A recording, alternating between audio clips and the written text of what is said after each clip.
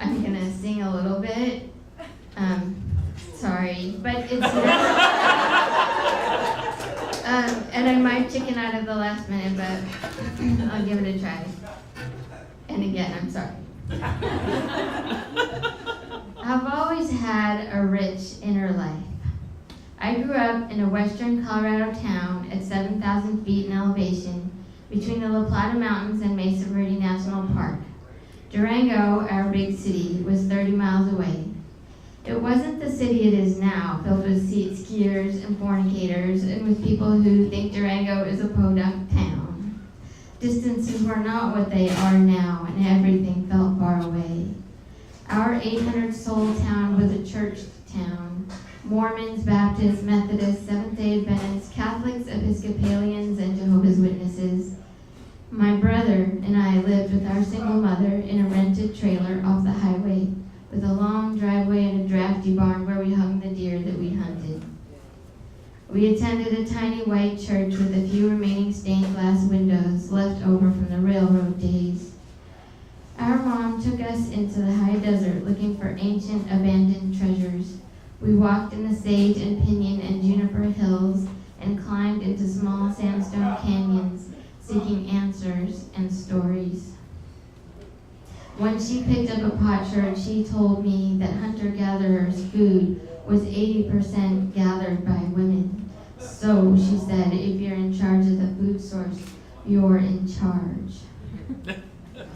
We walked that phantom woman's world full of in-charge women, passing craft and wealth on to the daughters, and we went to church, where Mom played the organ, and we were confirmed and took communion and asked for forgiveness. I tried to be good in thought, word, and deed, and I listened to what I heard. My grandfather had been a Mason, so I received automatic entrance into the Rainbow Girls, where, in the Mormon Church / Masonic Lodge combo temple, yay, I learned that virginity was precious, to be protected at all costs, until marriage to a man who would be the boss of me. We would become one, and then I would be the closest that I could be to becoming a man, a woman's ticket to heaven. My single mama told me.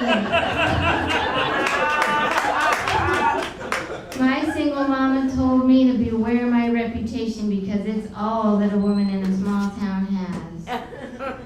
And then she said, you can have kids without getting married. If you get pregnant, don't get married because then you're making 2 mistakes instead of 1. She also talked about some girls in town and said they had hinges on their heels. She said, if you act like them, I'll disown you. And she said, but I don't have to worry about you because you're a good girl. So, I took these mixed messages in my hands, and I wandered the mountains and the red dust ghost trails and the small, cold, relentless rivers.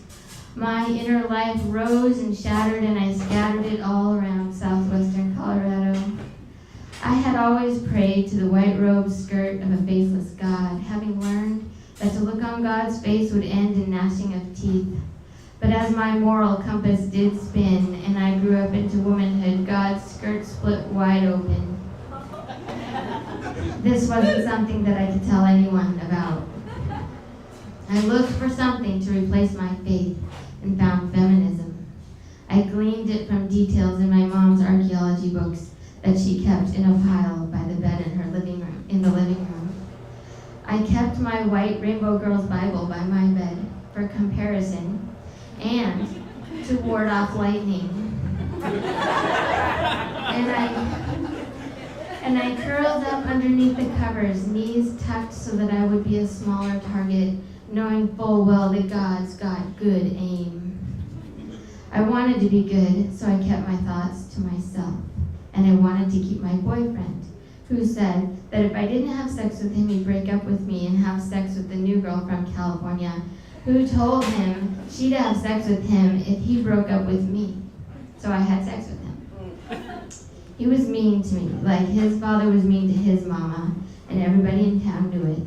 His mom feared God's wrath more than man's, but I was selfish and loved myself more than I loved her son. And I wanted to be free, a free American woman, and I wanted to be as free as any unchurched city girl. My inner life became richer. The song Jenny Jenny came out.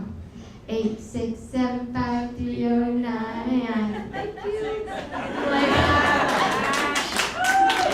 It's not over though.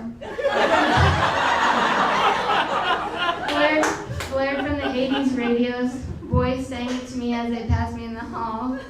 For a good time call. Now it's over. My boyfriend, who circled my house when we broke up and hurt me when we got back together, I made him not want me, and I made other boys want me, even if and especially if they wouldn't love me. Then I moved to Phoenix to burn up the past. I met my muse then, and we wrote in stacks of journals. I became a free, unchurched, city girl, woman, mama. The muse and I wrote and rewrote memories and cast out misogynist and punishing psalms, cruel gods of all religions, and cast out God himself. We laughed when people said that Jesus was a feminist, but we kept him as a brother poet. We communed with authors we will surely meet in hell. We wrote stories of a childhood where my brother and I dreamed of gold mines and kept each other's secrets.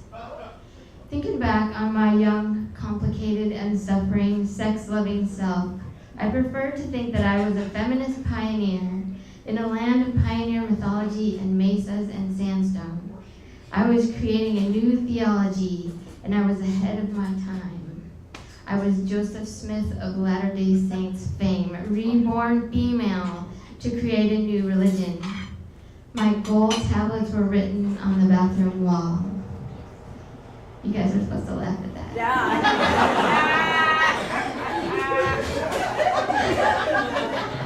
That was the best part. All right.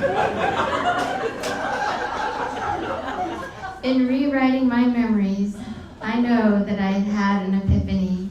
If Joseph Smith could create a new religion because he was a sex maniac, so could I.